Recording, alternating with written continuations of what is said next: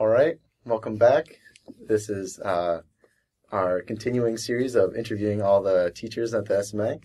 I'm Kieran. I'm Abhay Patel. And today with us we have our newest addition, Mr. Viktor Polyak. Hello. So I asked the teachers today at our lunch period, I was like, so these guys, they asked me to do their podcast. Have any of you done this before? And only one teacher said that he'd done it. He was like, yeah, it was pretty weird. I figured it would have been more people, that you would have gotten to, like, everyone before me, so I would have, like, a good representation of what this would be like. But they were like, no, that's weird. We had, our first one was with Mr. Chapman, who, if you're unaware, he was the original chemistry teacher here. Right, yeah. He left 2 years ago. I met him briefly. And yeah, he covered for physics for a little bit. Yeah. And then we had Mr. Blythe, who was the other person currently here. And we actually got Miss Whitman. We interviewed her as well. Yeah. So she's actually, not a SMA, so that's okay. why you wouldn't have heard from her. But we asked Mr. Evans, and as of right now, his schedule is too tied up. But we thought with the newness of being here, it would be a high Capture demand the episode. magic. Yeah. Sure. So, if we want to start, where and when were you born, Mr. Polyak? I was born I actually happen to remember the exact time from my birth certificate. I was born at 9:33 a.m.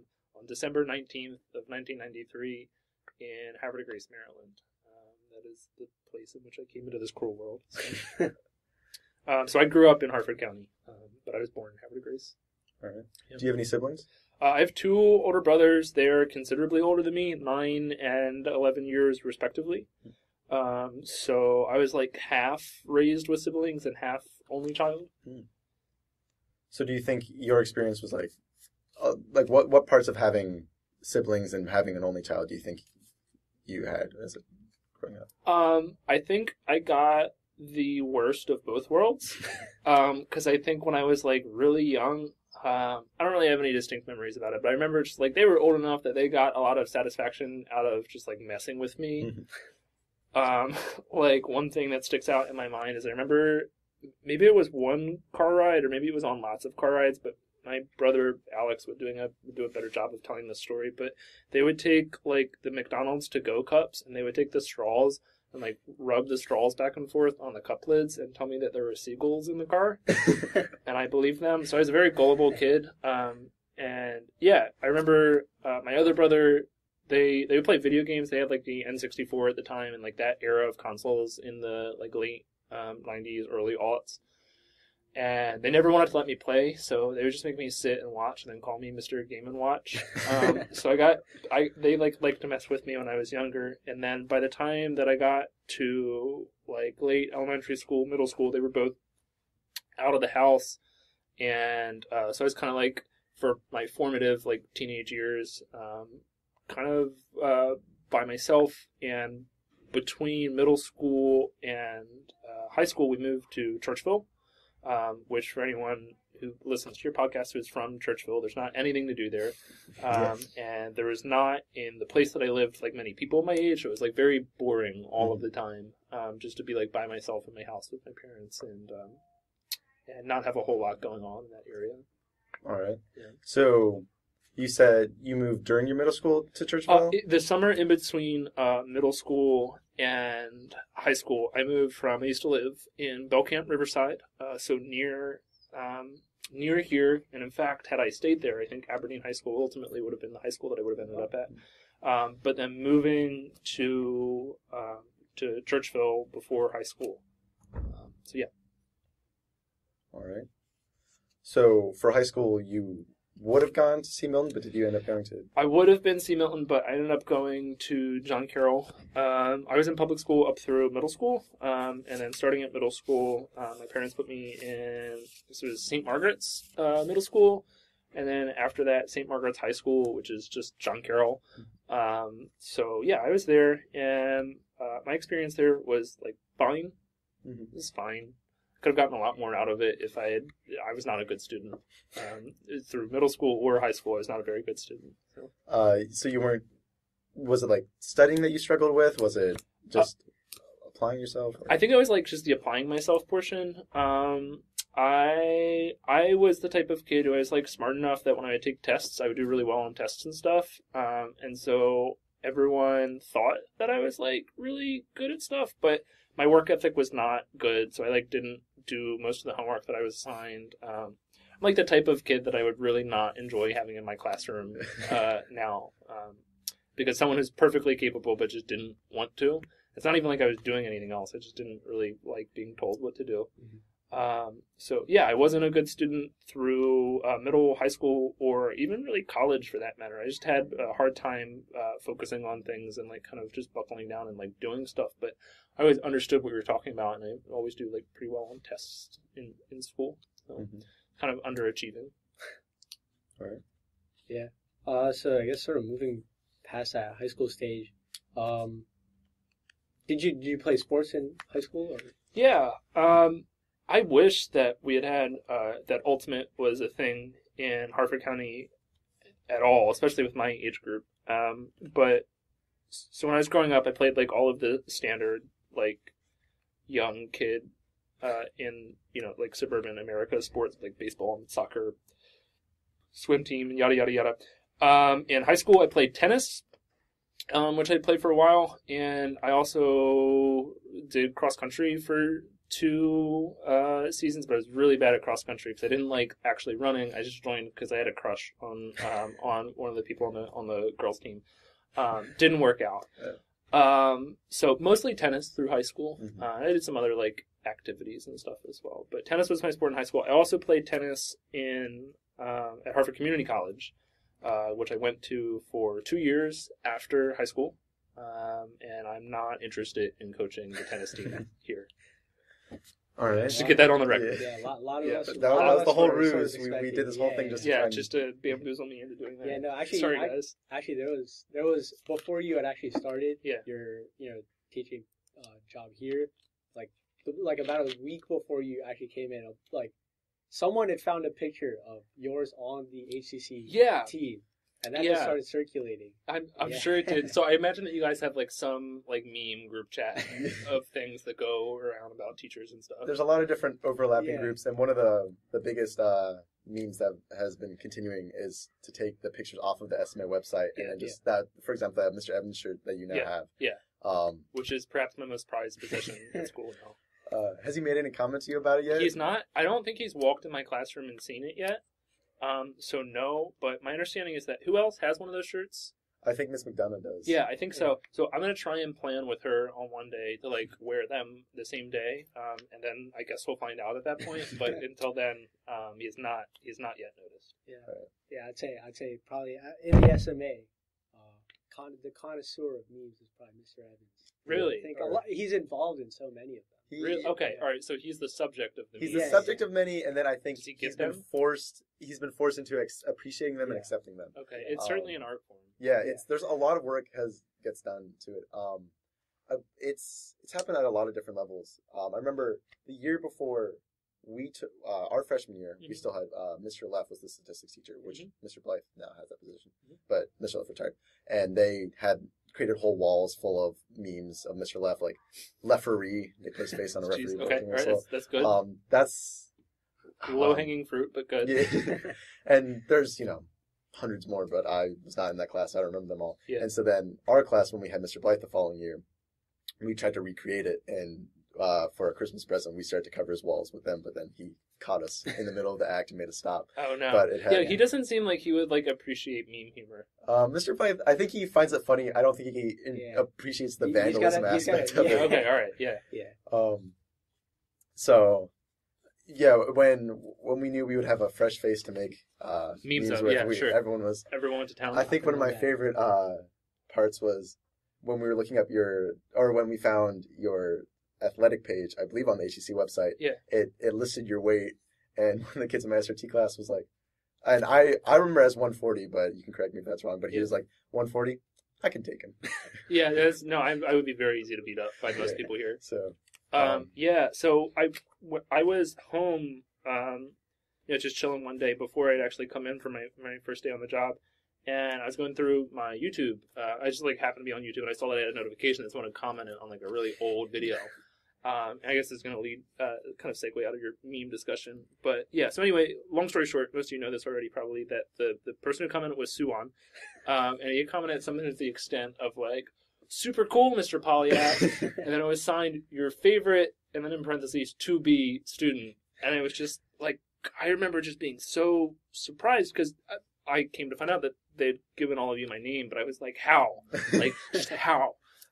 So not that I had anything bad on my YouTube, but I like promptly just like not taking any chances. I just went through, got rid of all that stuff, and then I Googled myself and realized like, all right, I'm on the HCC page and I have a really bad picture on there.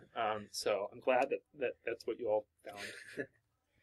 So do you think that was a big shock coming to the SMA, or like in terms of well, for one example was like the student reception of it, or like what were you kind of expecting, like adjusting as into this position?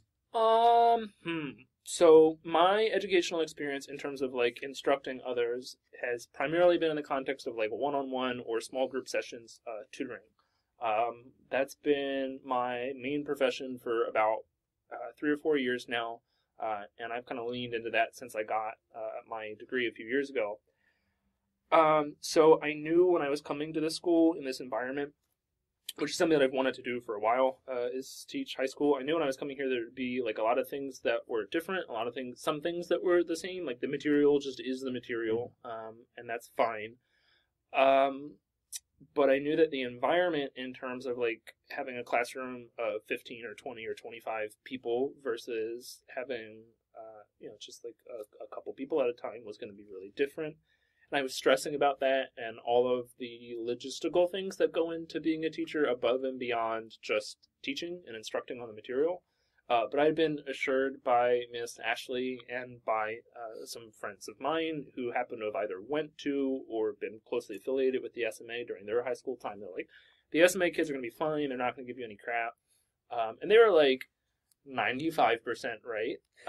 There's 5% of that's wrong. But yeah, I've been pretty much what I expected, I think, out of the like student kind of culture and I guess reception here, if you will. Mm-hmm. Yeah.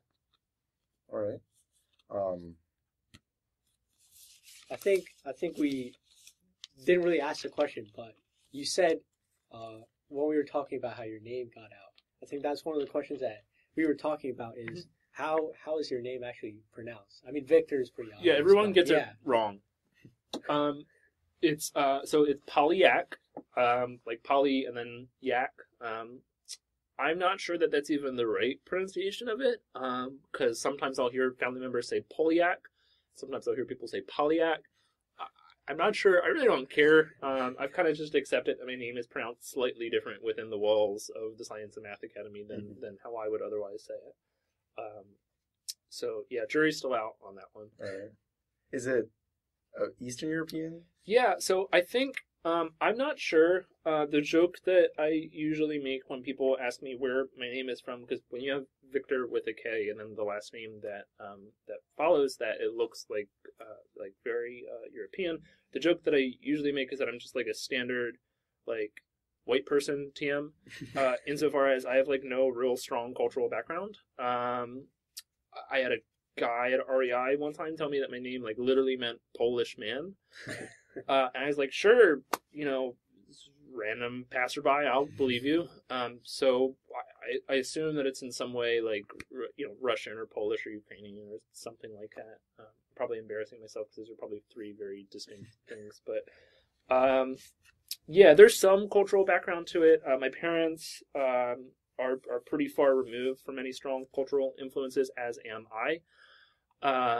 The first name they just chose because they thought it looked cool. They thought it would look interesting to spell it the way that they spelled it, which in my life is just a great way to get it spelled wrong all of the time. So, yeah.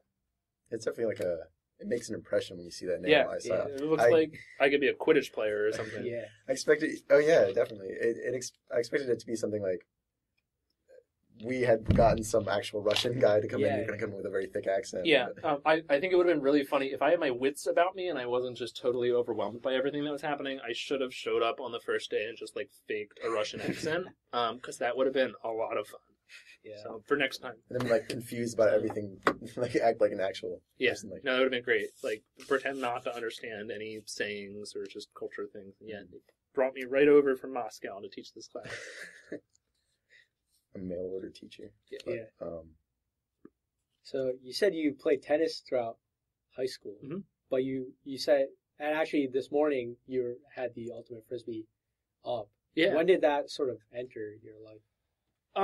So let's see. I actually credit one of my high school teachers with that.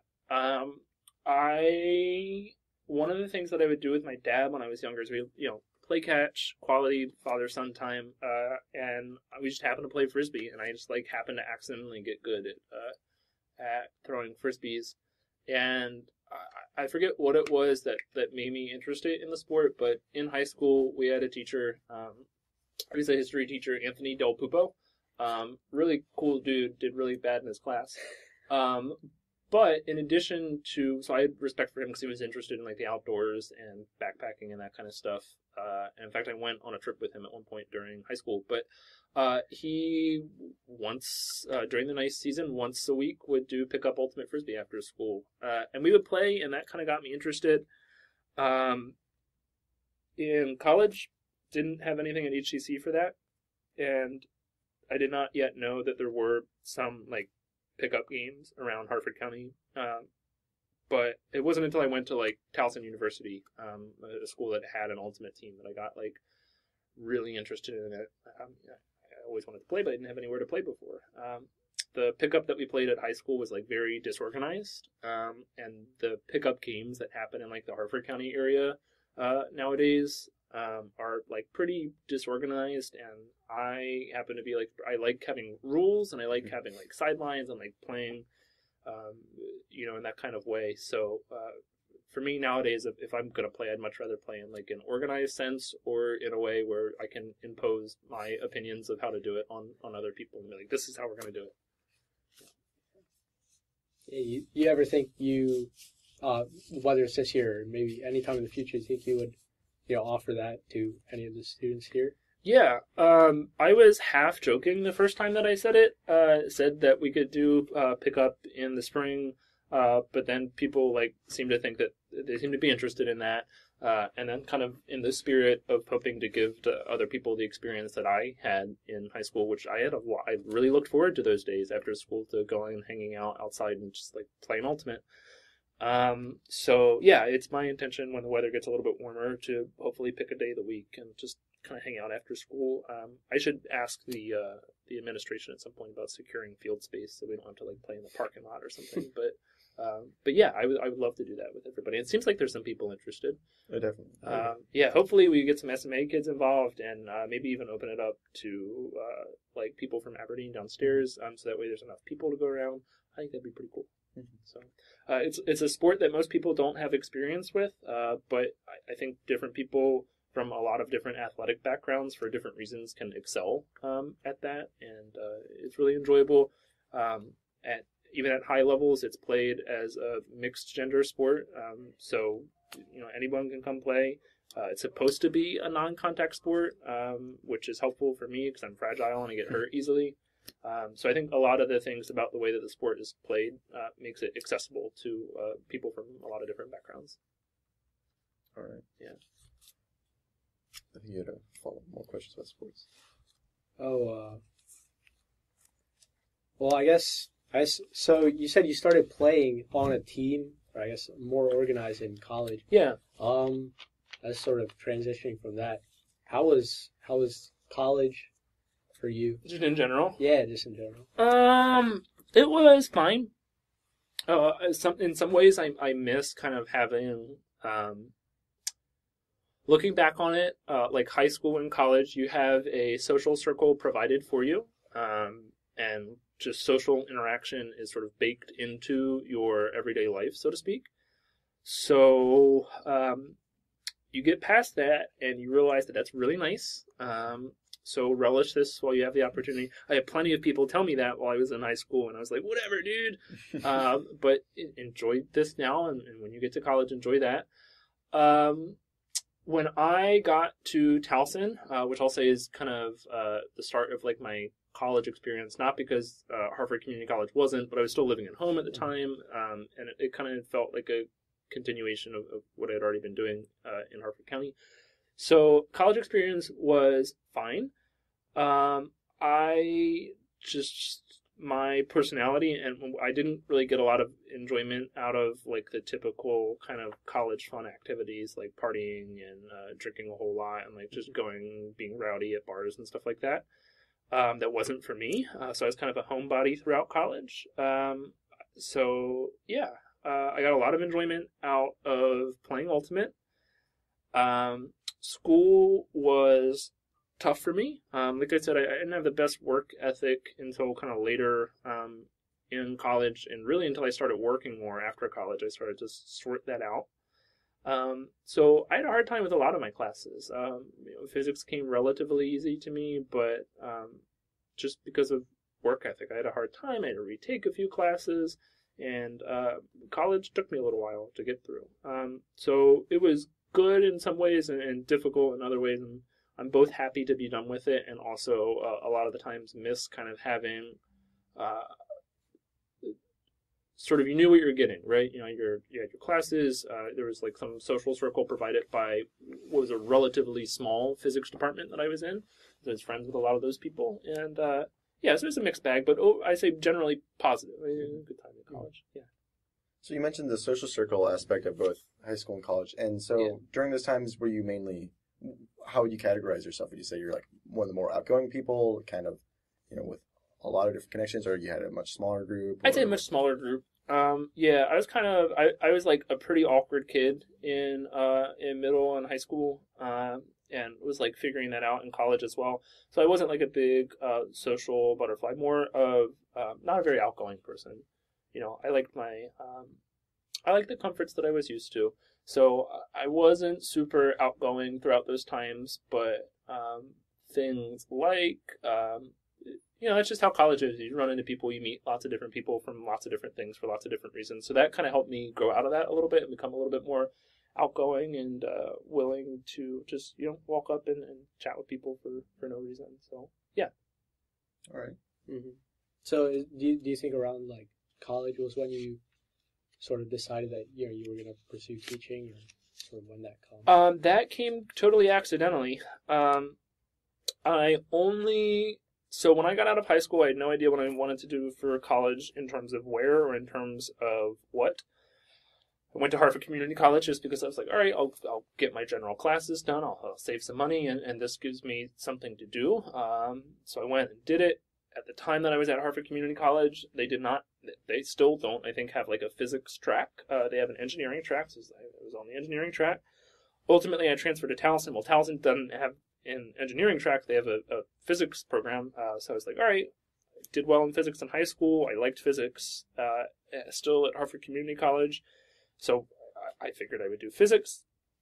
At that point in my life, I had done several years of summers worth of internship at APG, which is probably not unfamiliar to many of the students here, given that a lot of your capstone projects are done in conjunction with people from post. And I really didn't like it. It wasn't for me. Like, the research wasn't for me. That type of work environment wasn't for me. Just that type of lifestyle wasn't for me. I did not enjoy it.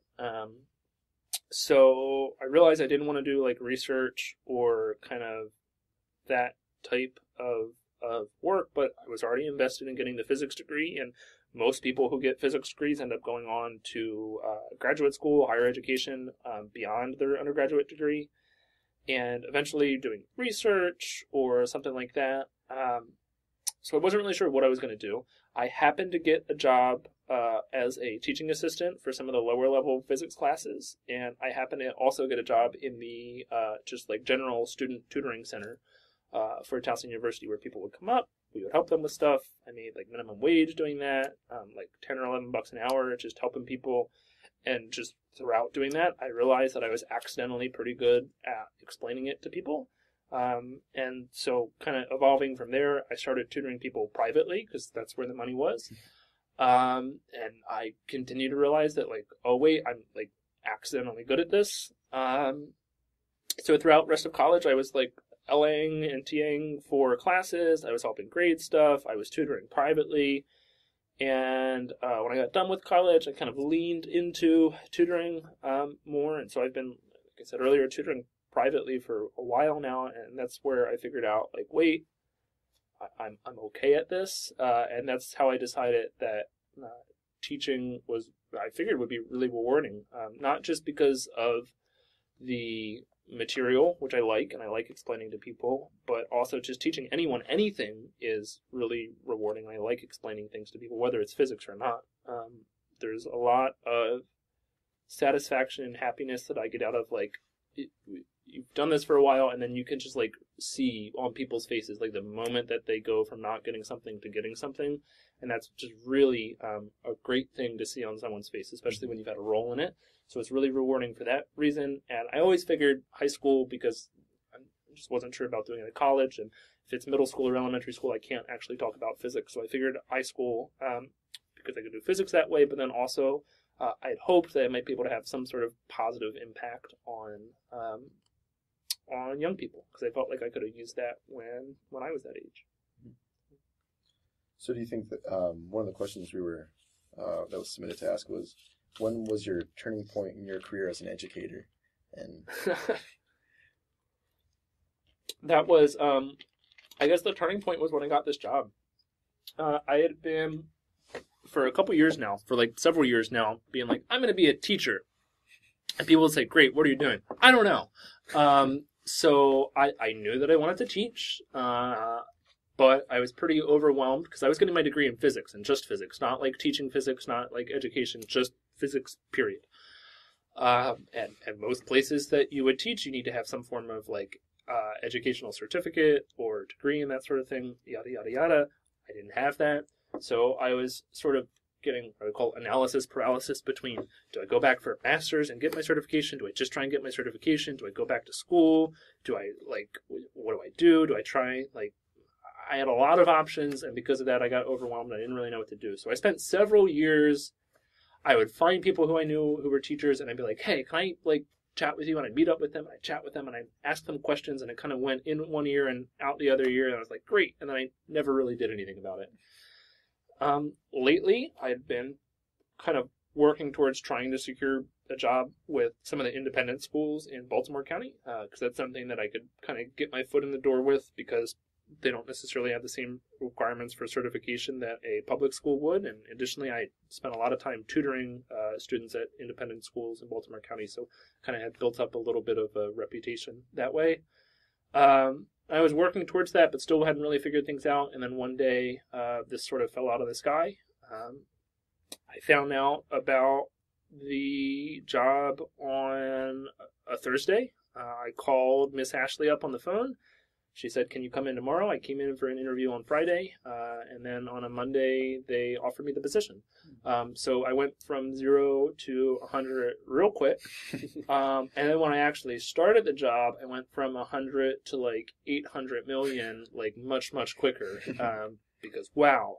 So yeah, the turning point was probably beginning of December.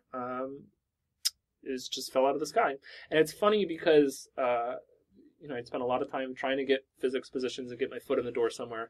I took this job, and then in the couple weeks since I took this job, I've got like 2 or 3 more emails from people pretty much with the same situation. Like, hey, we lost our physics teacher halfway through the year. We need a replacement for the rest of the year. From like 2 or 3 different people, and I suddenly found myself having to like refuse, just it started raining physics teaching jobs out of nowhere, which was it's funny how that works. So, yeah. Do you think you're going to plan on staying with this program for more years to come? I think that would be nice. I'm not sure right now. Hypothetically, yeah, that would be great. I'm kind of trying to prevent myself from jumping to conclusions about what I want or don't want, because right now I've got a sample size of about 3 weeks to work off of, and kind of need to wait for things to reach equilibrium before I make a decision about whether or not it's right for me and I'm right for it. But in a perfect world, I think that would be great. Yeah. All right. So we're at 30 minutes. Yeah. So I think we might go into our Is this the fun half? This is the more fun half. Yeah. These are kind of like grab bag questions. A couple of things people have asked us to ask you. Some things we wanted to ask you. Yeah. Nothing should be too. I mean, I don't think anything is really offensive, but of course, if you don't want to answer anything, you don't have to. I'll let you know. Yeah, I'm pretty open. I don't think we'll get to that point. Yeah. But. That's what I was at as we were coming down here, and I was asking him like, what he said. Yeah, we put up a forum for people to ask questions, and some of them we had to kind of like nix. Yeah. And I was trying to figure out like what were the questions that we had to nix. He didn't really tell me, and I guess now the whole point is we're on the podcast, so I don't get to know, and neither do all four of your listeners. I want to make sure everything. We got 80 views on one, so. Excuse me. We're kind of the big leagues. I didn't know your mom had found the refresh button. All right. So I'll start with one. This one was a request. Okay. Multiple people. So for World of Tanks, jeez. What is your KD ratio and what is your favorite tank? Okay, so I don't know my KD ratio offhand. Oh god. All right. So World of Tanks, they're divvied up by like you've got like light tanks, medium, heavy. Tank destroyers, which if you play one, you're a loser, and arty players, which if you play one, you're like the worst kind of loser, and you should stop playing the game. But I really enjoy playing light tanks, and like just driving around really fast and being all sneaky and stuff. I don't know what my KD ratio is, but I'm like, I like playing my light tanks, and no one in particular. I could pick one, but I am skeptical that the specific one would resonate with anyone. But there is a light tank, the T100 light tank. Best one. Okay. Best one. Yeah. All right. Sort of going off of that gaming aspect. Something that I'm actually a newcomer to recently is D&D. Okay, really? Cool. And so I think you'd mentioned that you... Yeah, I'm a huge nerd with that kind of stuff. Oh, really? Yeah. When did you actually start playing? So, I wish I had started much earlier. For no particular reason, this would have been about 4 years ago. I think one day I just decided, like, hey, I'm going to go try and play D&D. And I had zero experience with it before. I'd never played, like, a role-playing game or a tabletop, like, game before. Played, like, Monopoly and board games and stuff before. But... yeah, one day I just was like, all right, I'll go try D&D. It turned out it was really fun. So I've been playing for about 4 or so years now, and I really enjoy, kind of in that same vein as teaching, I really enjoy sharing new things with people. So I've tried, when I found out it was really fun, I've tried to introduce it with a lot of my friends. But a lot of my friends haven't played D&D before, so I've sort of ended up as the eternal like game master, running the game for other people and explaining the game to other people so that they can play. But that's going on a few years now. I think probably what planted the seed in my head, that's one of my favorite sitcoms, was the TV show Community, which is a great TV show, and I'm like very picky about the sitcoms that I like. There's a couple episodes of Community where they play D&D, and it was very funny. And I think ever since then, that seems like it could be cool, because I've always been like a fantasy nerd into like Lord of the Rings stuff and that kind of aesthetic. So I picked it up one day, and it turned out it was really cool. Taken a deep dive into it, because in the basement of the home that I live in, it's a big empty space, and we're like, well, we should build a game room down here. So my roommate and I, with no prior woodworking experience, just bought a bunch of lumber and some tools, and we built like a really big D&D table, just for like, not for D&D, but for board games, and like stained it and made it look very nice. And we mounted a projector into the ceiling that points down on the table, so we can like display maps and images and stuff, and decked it out with fancy lights in the room. So I think by doing that, I forced myself to continue to like it, because I wasted all this money on doing that. So I'm like, all right, well, I guess we gotta use it now and invite people and try and evangelize people to enjoying Dungeons and Dragons.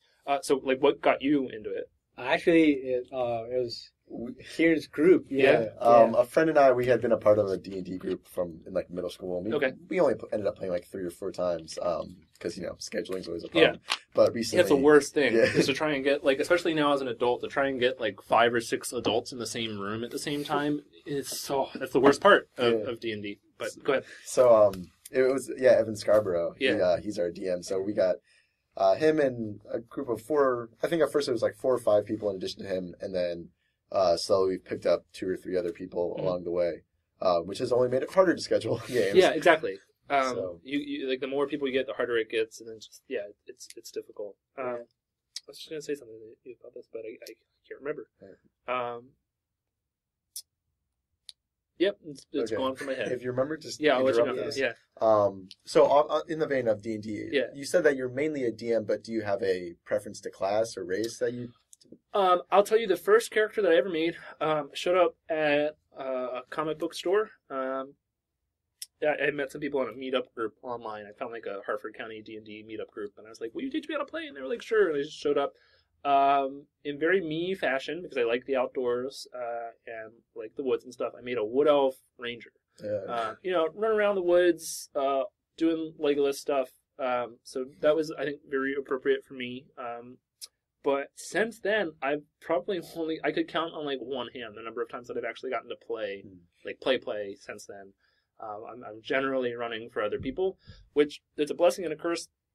I would very much like to get to play, but I'm also, in many things, I've inherited genetically a need to, I really enjoy kind of like being in control of things and getting to do things the way that I want to do it. And I'm very like picky about the style of game that I like to play, in terms of like the way it's run and kind of the serious level with which it's played. By being a DM, I can impose the way that I want to do things on everyone else. When I play, sometimes I can get a little bit too caught up in like, I don't like how they're doing that. But so I enjoy it, but at times I also wish that I could just clone myself and then play in a game that I was running. All right. Moving on, another category of questions that has been requested is about your taste in music. So if you had first in general, what the kind of genres are you? The one word answer would be punk music. For me, that means a lot of different things. I enjoy a lot of what I would call like post-punk or new wave music that came out of the 80s and 90s. Going into the 90s, a lot of the bands that I like from that time period would be considered like hardcore bands or like skate punk bands. Are there any specific groups? Yeah, so like probably my favorite band of all time is probably Joy Division, and I guess the 80s would be the time frame for them. I think late 70s, early 80s. Joy Division plays what I would call like post-punk music. So that's probably my favorite band of all time. Going into, you're putting me on the spot. I'm having a hard time coming up with names of specific groups now, but anyone who's into that kind of music, there's like 1,000,001 different like specific words for specific subgenres. More recently, I like a lot of pop punk bands, so that stuff is good. But like also just kind of generally like alternative bands and stuff like that. When I was in high school, I was kind of into like a little bit of EDM music, and I had like a 1-year stint of like downloading Audacity and some like DJ programs on my computer and be like, I'm gonna do this. I was very bad at it. Did you have a SoundCloud rapper career at all? I did not have a SoundCloud. SoundCloud was a thing at the time. In fact, I might have even like put something on SoundCloud at some point, but it's long gone. Lately, a lot of like just general punk bands, and like folk punk music as well, which kind of combines like punk and rock influences with like instruments and sounds that would be more commonly found in like a bluegrass or a folk band. And so bands like Mischief Brew is right up there near the top for me lately, and Days and Days is another band that I really like. Their lyrics are really explicit, though, so I'm not allowed to. I like playing music before class in the morning, and during homeroom, I will generally like pick an album and put it up on the screen in hopes to brainwash some young minds. I try and do that to share what I like with some people. There's been also 2 specific questions. Yeah. One, do you like the death grips? I've actually never listened to Death Grip. Somebody asked me that in class the other day, and I don't remember who it was. Mac. It's probably Mac. Mac asked you? Mac It's or probably Thomas. Mac. Yeah. But I've never really listened to Death Grips. Yeah, Mac is a big Death Grips fan, and he's the one that asked us to ask the question because they're very experimental, weird rap. And another was, do you have a favorite Beatles song? Ooh, no. Okay. No. There's like definitely one where if I heard it, I would know the one. But off the top of my head, I do not have a favorite Beatles song. I don't really listen to the Beatles that much, but it's like every time that it comes up, I'm like, yeah, this was pretty good. So, yeah, I do not have a favorite ready to go. All right. I'll keep going. Yeah. So you mentioned a couple of times, video games to get back. Yeah. Towards that section. Have you ever played The Elder Scrolls V Skyrim? I did play Skyrim, yeah. And in fact, recently I re-downloaded Skyrim onto my machine with the intent of, like, modding it and making it nice and then playing it. And then inevitably, like, the circular logic of that is that I never get past the modding it part. I'm like, all right, well, I get lost in, I've got to download this, and that website says these are the 10 essential Skyrim mods. So I get lost in that cycle and then, like, just caught up in something else and then never even played it the last time that I downloaded it. But I did really enjoy that game. That type of genre of fantasy as well as genre of game is, I think, really up my alley. But that being said, I don't play a lot of video games. So although I really enjoyed that, I've not played many RPGs and stuff. At least not in recent past. All right. So for Skyrim, for the Civil War, are you on the side of Stormcloaks or Imperials? Somebody asked me this on like my first or second day here. Stormcloaks or Imperials. So I don't know enough about Skyrim lore to give an intelligent answer on that, because I'm sure that there's a lot of negative things associated with what the Imperials were doing. I mean, you fill me in on your understanding of Skyrim lore. Like, what was the deal with the Imperials? So there was the Empire that ruled pretty much a good portion of Tamriel. There was some sort of like dark elf thing going on. They were in the middle of a battle with the Thalmor, which are the high, I believe the High Elves. Yeah, and they controlled the area of Skyrim, and so the Empire was losing, and it was kind of the idea that they were so spread out. They eventually, start sort of like, I guess the idea was comparable to Rome at the end, just falling apart bit by bit. Yeah. And so they made an agreement called like the White Gold Concordat or something. Yeah. In which they pretty much had a treaty, but the one exception was that one of the gods that the people of Skyrim worship, Talos, they had a banned worship of it because there was the 8 divines, which pretty much a lot of people worshipped, and then they said one of their kings like ascended to heaven and became a god, Talos. And so the elves said, well, a human can't be a god. And some of the other divines were like non-humans? I think most of them, all of them except for him, were non-human. They were either always gods, or if they were ascended, I don't know each of them specifically. Right. But they had an issue with choosing they're like obviously a human can't be a god. Right. And so Skyrim, the idea is that the Skyrim is rebelling against it because also part of the deal was that the Empire would allow the Thalmor into Skyrim to essentially, occupy and then persecute anyone that was found worshiping. Well, that's problematic, but also problematic. I remember hearing a lot of Stormcloak people yelling, Skyrim belongs to the Nords, and being really upset that when I played like a Wood Elf or something that I wasn't, like a human Nord. Also problematic, right?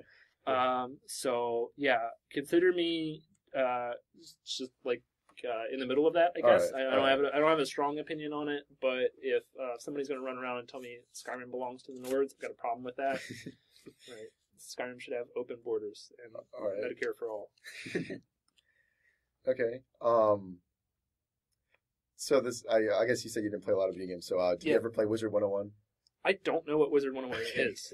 It's an online game primarily meant for younger children that a group of us have spent. Some of us have spent more than probably 200 to 500 hours. Oh wow, that's almost considerable hours. And probably upwards of $100 on the game. So I did the math recently on how much time, just like on average, I've spent playing tanks, and I was like really disappointed. And I forgot that number, and I'm happy that I've forgotten it.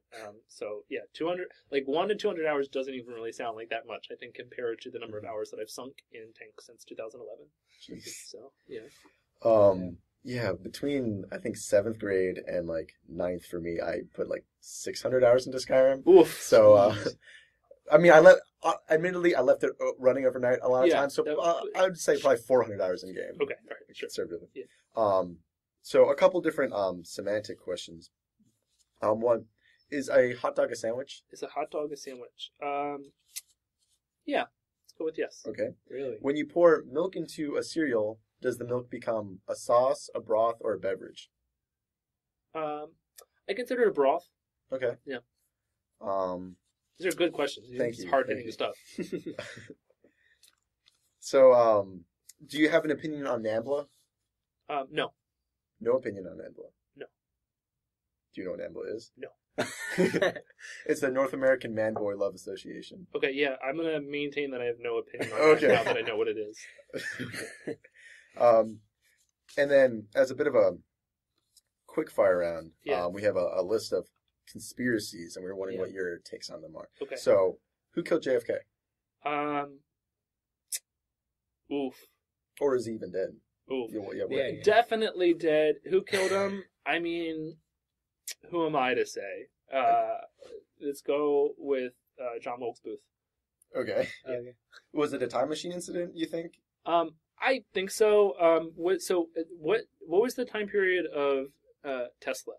Tesla would have been like... That was early 1900s? Early 1900s? Okay, so that would have...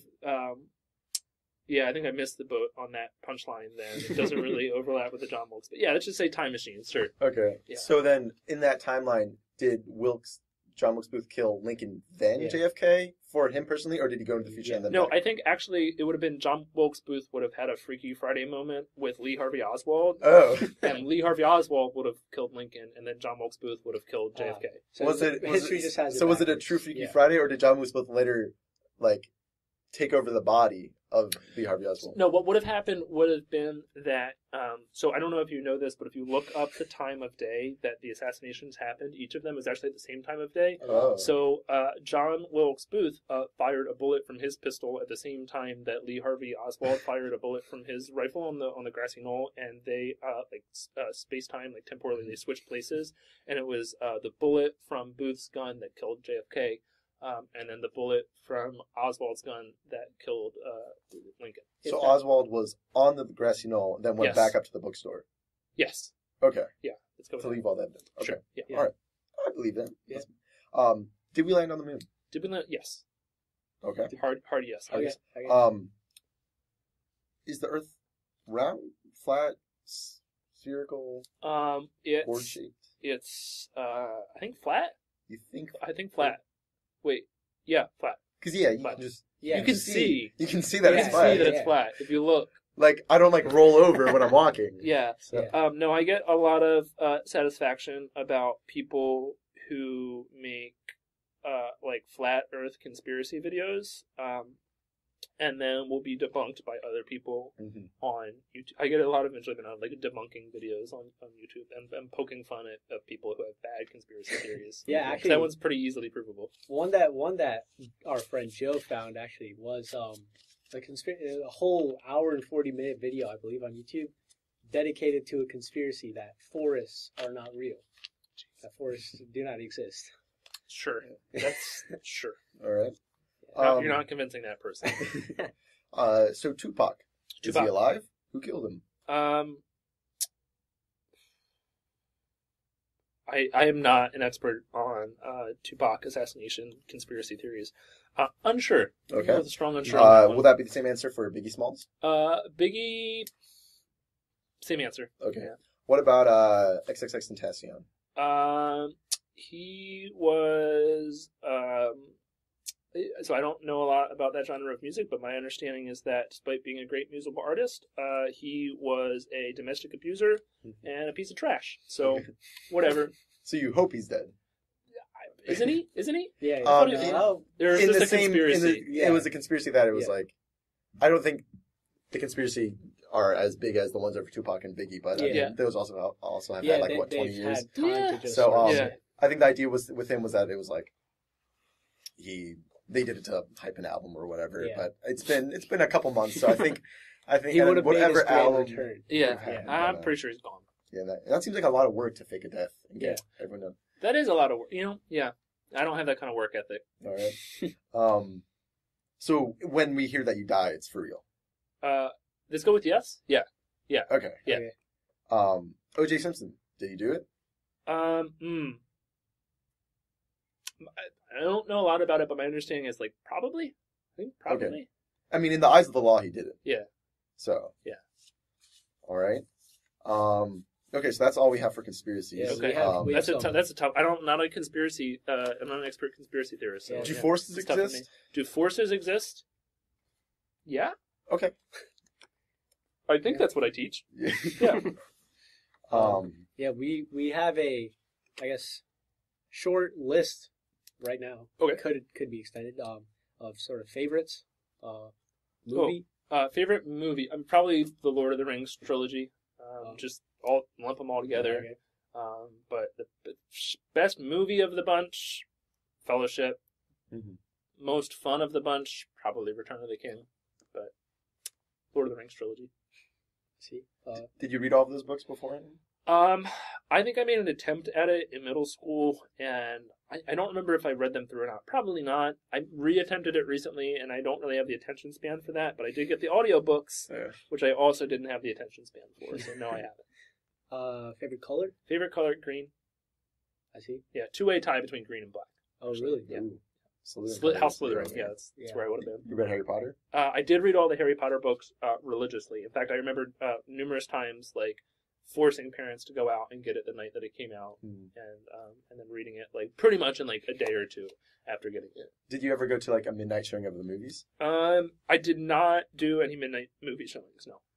But my birthday being that it's in December, oftentimes it's a popular time, middle of December, to release movies right before Christmas. So like oftentimes the release of the Lord of the Rings movies would coincide with my birthday. It also happened to coincide with me being at a very impressionable young age. That probably is a lot of the reason for me liking them so much. Mm-hmm. Favorite superhero? Favorite superhero? I think somebody asked me this recently. Not big on superhero stuff, so I don't have a good answer to that. Okay. Yeah. I guess maybe going off of the sort of fantasy theme that you have. Yeah. Is there a specific character that you have? This is really basic, but if I was to pick like just a fantasy dude who's super awesome, Jon Snow. Oh yeah. I see. King of the North. But that's like a pretty basic answer nowadays. Did you read any of those books? I did not read those books. I knew ahead of time that would be too much for me. I remember being in high school when I was on some website that I'm on, and they posted the trailer for the upcoming series Game of Thrones, which was like just a straight continuous 10 minutes. It was the first scene of the pilot episode of Game of Thrones. I remember watching that and just being like, "What? I want this." So it came out during when I was in high school, and yeah, I started watching that show from the beginning. But I never read the books. Okay. Yeah. Do you have a favorite book? I guess asking that after. Yeah. No. I'm not very cultured. All right. Do you have a favorite album? Going back to music. Yeah, so my favorite album is most definitely Unknown Pleasures by Joy Division. Great album. I actually have a big patch with that album cover on the back of a jacket that I have at home. So it's definitely my favorite album. It's a good album. Cool.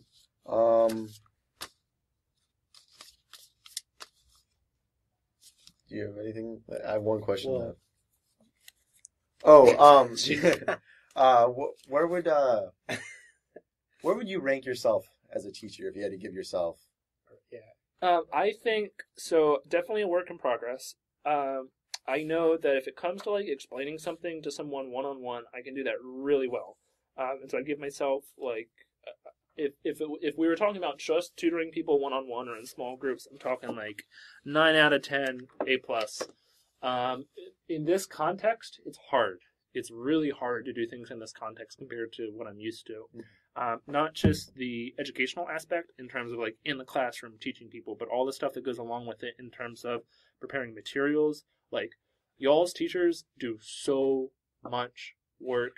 It's insane. Like, it's absurd how much work they do. And everyone upstairs and all the people who are at this school and all the other schools that I've been to, they do it with such poise and kind of just like they're calm. They've been doing it for a while. I'm amazed that all the SMA teachers just like sit in the hallway in the mornings and just like sip their coffee and not a care in the world. And I'm like freaking out in my classroom because I got to sort through all this stuff to get classwork for people to do. You know, there were some things left behind. There were some things that weren't left behind. So it's like some of the content I got to make up, making lecture slides that are like, it's so much work. And because of that, it's been hard. I was actually just chatting with Liam before you came and found me about like how E&M has been going and recognizing that like I'm used to, for my 1 hour time block format, tutoring people, being able to just talk for like an hour. We talk, kind of the conversation just naturally works its way through some problems and we're good, and you just can't do that here. An hour and a half, and with like 20 or 30 different kids, you just can't do that. So it's really hard. It's a lot of work. So I'd say right now I'm going to give myself like a B minus, and I'm trying to get better at it, at like making the knowledge which I have work for as many people at a time and in a way that makes sense. So. Yeah. And it's with a lot of those teachers, they've been here, you know. Yeah, and that's what I'll joke with them about that. I'll be like, how do you do this? And they're just like, we've been doing this for a little while. We've got our stuff ready to go. We know what we're doing. And I get that, but at the same time, just, yeah, this is the most difficult thing that I've done before in my life, period. It's been really tough. All right. One of the ones that I've gotten multiple requests for is to ask about Lil Guac. Lil Guac! Lilith / Lily / Lilith was named Guacamole by my girlfriend when they found Guac. But I like definitely wanted to change the name. Not that there's anything wrong with Guac, but if I'm going to get my first pet, I want to name my first pet. So I ultimately decided on Lilith, but then we would keep Guacamole as the middle name. So it could be Lil Guac. So Lil Guac, she's a good girl. Yeah. Is there any importance to the name Lily? Not really. I wanted to pick a name that was like kind of like older sounding, but then also in some way like related to like, I don't know, like Greek or Roman gods, or I was looking up like random D&D names in the book, and just like something like vaguely fantastical sounding. And so I chose Lilith because I thought it sounded cool, and I came to find out that Lilith is actually, I think in Jewish scripture, is the like original woman who came before in the Adam and Eve story before Eve. So she's the original woman and is somehow associated with like being some sort of demon who like kind of consumes men or something like that. And like, I don't know, it's pretty cool sounding when I looked it up. So I'm like, that's my girl, you know? All right. With a name like Lil Guac, that reminded me of a SoundCloud rapper. Do you think an EP is coming? I think so. So right now she doesn't have a great meow. She kind of does a squeak. She like opens her mouth and like just a little comes out. And I think we could take that and mix it into a pretty great track. I have a friend of mine, actually two friends, who are a producer and a rapper, and they do have a SoundCloud that I am not going to name because it is very explicit. Sorry, Tyler. But yeah, I think I could get them to mix it into something pretty good. All right. I think we've